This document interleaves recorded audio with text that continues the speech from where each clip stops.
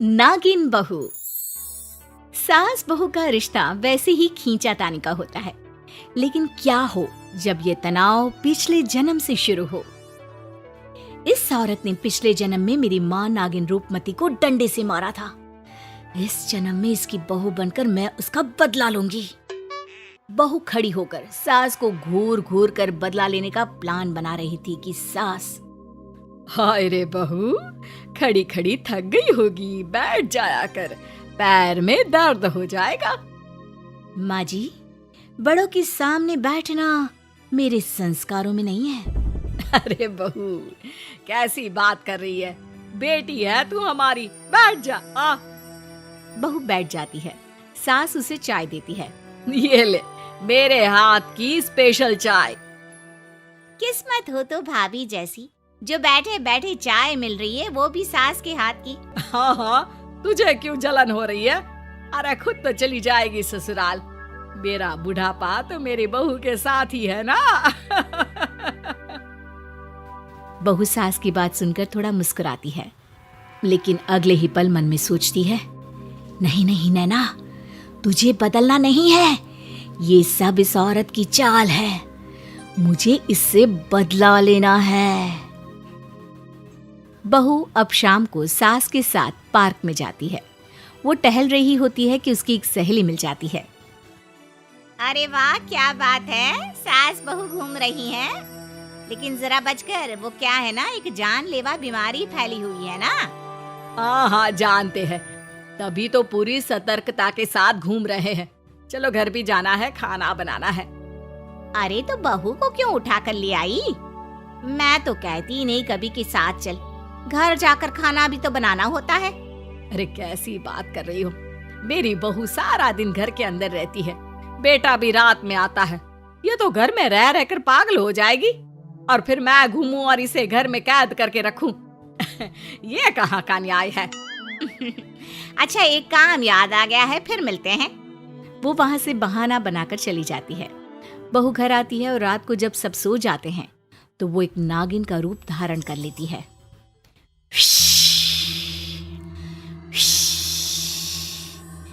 जाने कहाँ चली गई बुढ़िया, आज तो मैं इसका काम तमाम करके ही सांस लूंगी।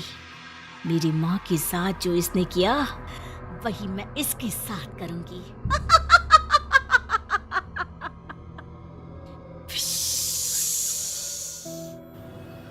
बहू सास को ढूंढ ही रही होती है कि पति की आवाज आती है।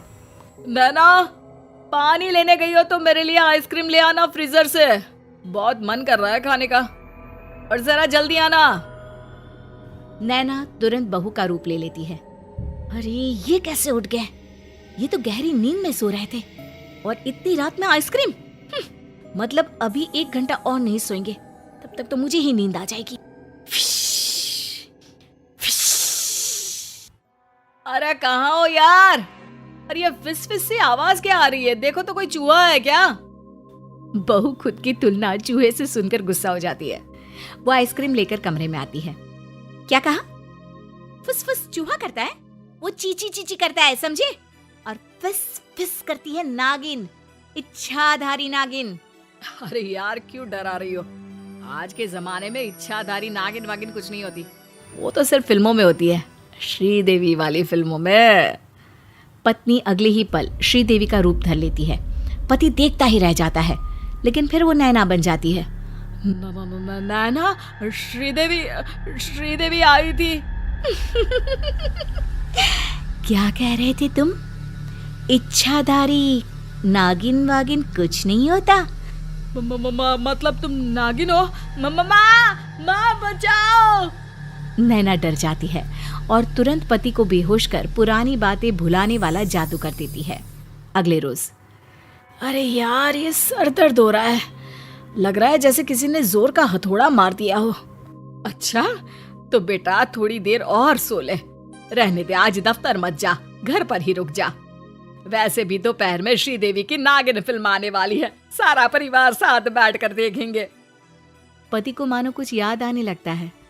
अब श्रीदेवी माँ, कल रात में घर में श्री अरे दिमाग पर इतना जोर मत डालो, वैसे भी कम है। सही कहा बहू। दोनों सास बहू हंसने लगती है। वाह जी वाह, माँ ये भी सही है, बहू आ गई तो बेटे की कोई कदर ही नहीं।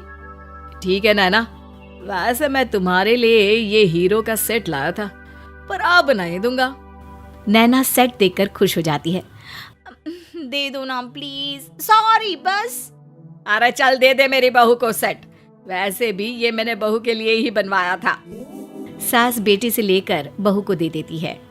हैप्पी बर्थडे बहू। क्या आज नैना का बर्थडे है माँ? और क्या, तुझे तो कुछ भी याद नहीं रहता, बहू ने बताया तो था। नैना की आंख में आंसू आ जाते हैं कि माँ के मरने के बाद किसी ने उसका जन्मदिन मनाया नहीं था। नैना सास की पैर छूती है और फिर तुम दोनों कहीं घूम आओ, रात का खाना मैं बना कर रखूंगी। पति और नैना घूमने चले जाते हैं। पता है, मैं अपना जन्मदिन तकरीबन 200 साल बाद मना रही हूँ, विश्वास ही नहीं हो रहा। तुम भी ना क्या हमेशा मजाक करती रहती हो। नहीं, मैं सच कह रही हूँ। खैर, बात आई गई हो जाती है। दोनों पार्क में घूम रहे होते हैं कि पति अचानक नैना को धक्का दे देता है और नैना गिर जाती है। क्या कर रहे हो? क्या हो गया तुमको, गिर जाती तो? पति अचानक नैना को गले लगा लेता है और फिर रोने लगता है। पति का ये बदला हुआ रूप देखकर नैना पूछती है, क्या हो गया है, बोलोगे कुछ? मैं ठीक हूँ, रो मत। पति की आंख लाल हो जाती है। वो नैना को दिखाता है कि उसके पैर के पास से होता हुआ एक सांप निकल जाता है। बाप रे, ये काट लेता तो मैं मर ही जाती। नहीं, मैं तुम्हें कुछ नहीं होने देता। मैंने अपने पिता को सांप के काटने से ही खोया है, माँ आज तक संभल नहीं पाई है। नैना हैरान हो जाती है। क्या हुआ था आपके पापा को? मेरे जन्म के सिर्फ 2 महीने बाद ही मम्मी के सामने एक सांप ने पापा को जकड़ लिया था। माँ ने उस सांप से कई निवेदन किए लेकिन वो नहीं मानी। शहर के सबसे बड़े सपेरे ने भी उस सांपिन से बात की लेकिन उसे जरा भी तरस नहीं आया। सिर्फ मजे लेने के लिए उसने मेरे पिता को मार डाला। ये बात नैना की माँ की हो रही थी। फिर तो तुम लोगों ने उस सांप को मार दिया होगा ना? नहीं, हमने नहीं, उस सपेरे ने। माँ ने तो बहुत मना किया कि जंतु है ना, उसमें भी जीव है, और वैसे भी हमारे संस्कार में सांप को मारना ठीक नहीं माना जाता। नैना को अपनी गलती का एहसास होता है। वो रोने लगती है। अरे क्या हो गया पगली, बचा लिया है मैंने तुम्हें, कुछ नहीं होने दूंगा।